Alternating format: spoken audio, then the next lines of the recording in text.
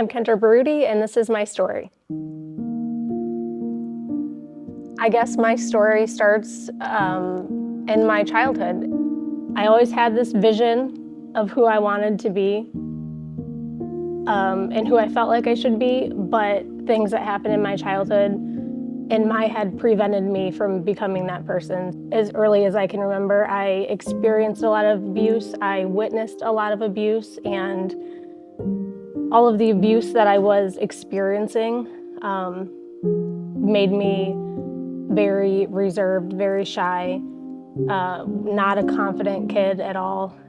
One of my earliest memories is being in first grade, and I'm with my classroom, we're sitting on the carpet, and they roll in this big TV, and we're all gonna watch an episode on how to identify abuse. And I remember feeling in that moment that every person in that room, every kid, every teacher knew and could see right through the wall that I had up, and that they knew I was being abused.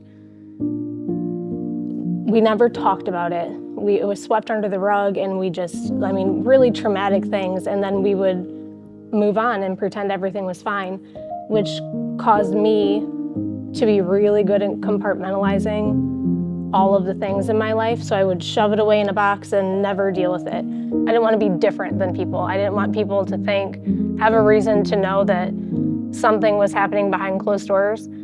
I didn't want to do any of that. I just had a wall up, and that didn't serve me well.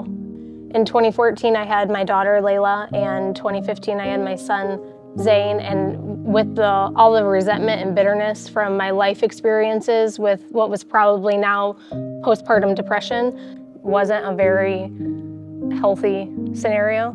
I remember standing in my kitchen in 2017, and if you picture a big black garbage bag, and it's all sprawled out and it's laying on my floor, and I'm standing in the middle of the bag, and the bag is just slowly rising up over me, and that's just how life felt for me. It was so dark. And then I remember thinking, this is not how life should be. I see other people that are happy.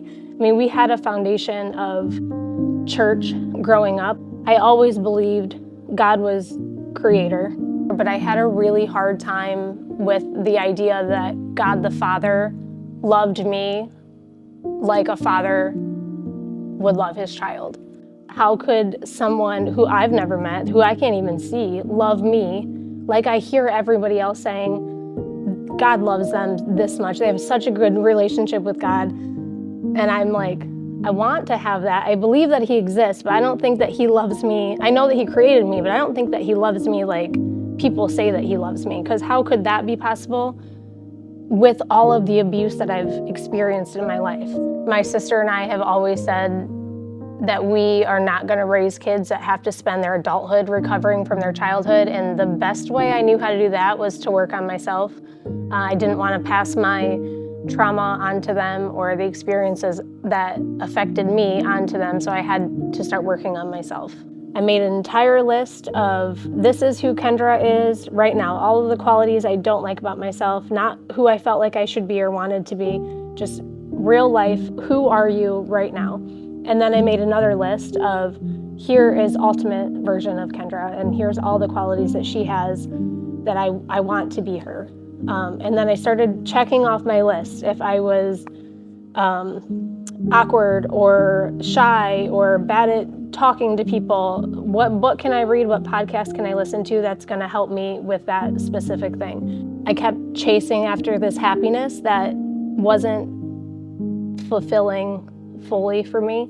I realized I want to get back into church. I think that's going to fulfill me. I always had a foundation of church. We grew up when I was really little going to church. And then as I got older, it was kind of sporadic here and there. But everything I learned about God happened at church. We didn't really talk about it at home. So there wasn't a one-on-one relationship that I had with God. I wasn't taught to pray or to talk to God and try and build that relationship. But I wanted that. I was longing for that. So in 2018, I started going to church. And then in 2019, I started coming to Crossroads because I had a friend who was going here, and I realized I needed that community. So she introduced me to people, and I started serving and getting engaged, and that helped me so much because I felt like people actually saw me for me, and I was able to put my wall down and let my guard down and just be amongst other people who are also broken, who also fail, and who just want a relationship with God. And that's what I found.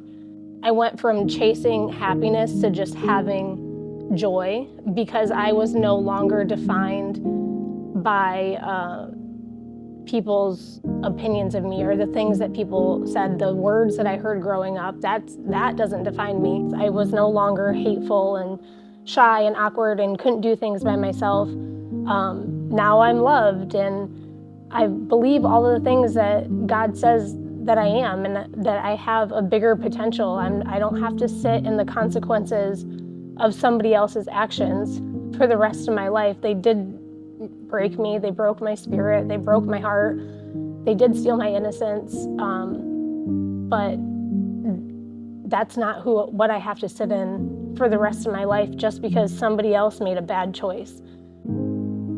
I went from someone who found validation in the people around me and sought out what other people liked, and I had no idea who I was or what I wanted out of life. And now, even if I don't know where life is going to take me, I know that I have a faith and hope where I can pray, and whatever I'm feeling convicted to do, whatever path God's calling me to be on, I'm just gonna run that way. So right now, that looks like being the best mom I can be, being the best business owner I can be, and seeking Him every single day. That's what I wake up and do, and I just want to continue to build that relationship. So no matter what path I'm on in the future, I know that right now, that's the path I should be on.